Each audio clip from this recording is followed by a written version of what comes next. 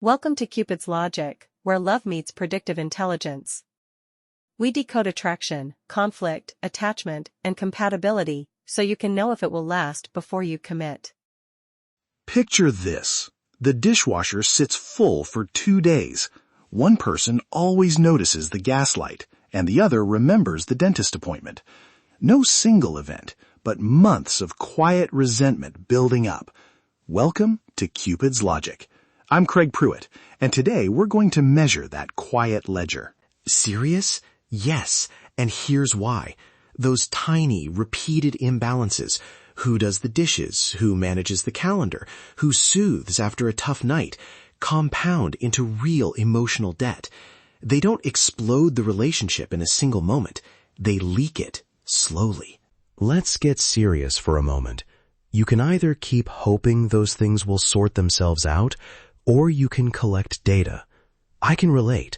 I've watched couples who adore each other drift apart because the ledger never balanced. So here's the promise. In the next 10 minutes, I'll give you a compact toolkit, the reciprocity meter, that helps you run 3 short, low-drama tests over 2 weeks. You'll have behavioral signals you can use before you decide to move in, propose, or keep dating with caution. First, a quick bit of logic. Emotional labor is often invisible. One partner carrying the planning, the reminders, and the emotional cleanup creates 2 predictable outcomes: burnout for the carrier, complacency for the other. Over time, attachment security and trust erode. Patterns, not isolated incidents, tell us whether a relationship can carry long-term commitments. All right, test 1. Try a micro-task swap. Simple, low stakes. For 7 days, you swap a set of chores. You take their laundry, they take the dishes. Track who started it, whether it finished, and if you had to follow up. Keep it low drama. Notice the small detail. If your partner needs repeated prompts or the task lands half done, that slip tells you more than any one forgotten chore. Watch for slippage more than once. If it happens over roughly 30 to 40% of the checks, that's a yellow flag. Test 2 is the emotional bandwidth check. After arguments or stressful days, pay attention for 2 weeks to who initiates repair, who offers comfort, and how long it takes to return to baseline. Log. Who apologizes first? Who asks, "Are you okay?" And who follows up the next day? Count attempts to reconnect and whether they're sustained. You might be thinking, is that fair? I know that sounds clinical, but I promise it's practical. This isn't about scoring feelings, it's about repair behavior. If one partner initiates 80% or more of repairs, that's amber to red territory. If both attempt repair and recovery happens within a day or 2, that's a green sign. Test 3 is the future investment probe. Over 2 weeks, bring up 3 short, low-stakes prompts. Curiosity, not confrontation.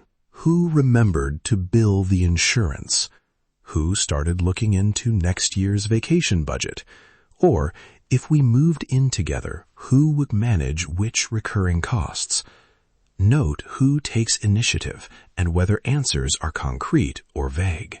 Future remembering, who actually remembers to plan, is one of the best proxies for long-term alignment.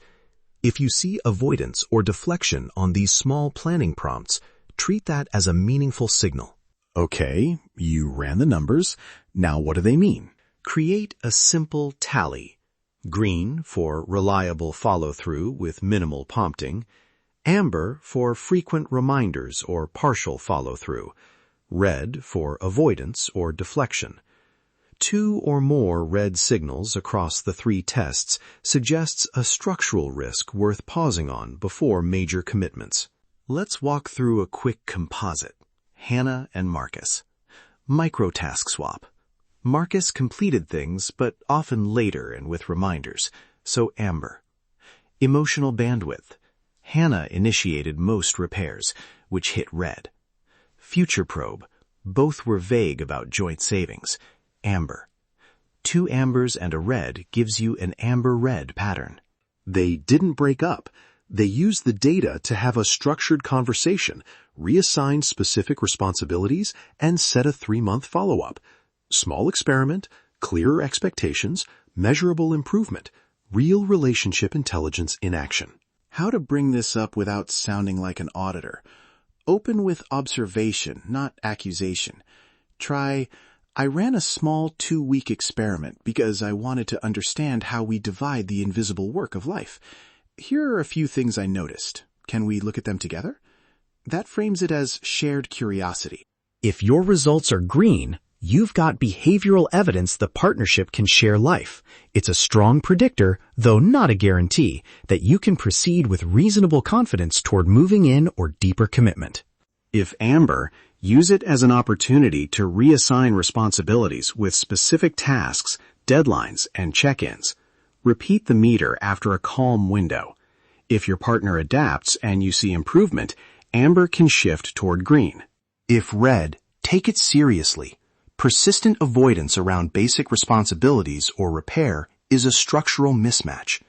It doesn't always mean doom, but major commitments carry higher risk unless there's real change and accountability. A quick note on risks. Some people will feel audited. Mitigate that by inviting your partner into the process from the start and avoid running the meter during crises. Illness, job loss, or big transitions will distort the data. If you'd like a workbook, I built a downloadable reciprocity meter worksheet that walks you step by step through the 3 tests, scoring thresholds, and conversation scripts. Visit cupidslogic.com and look for the reciprocity meter download. It's free and designed to be low drama, high clarity. I would love to hear your thoughts after you try it. Are you ready for the truth? Start small, collect the data, and decide with clarity. Thanks for listening to Cupid's Logic. You're not bad at relationships. You've been flying blind. This has been Cupid's Logic. Stop flying blind in love.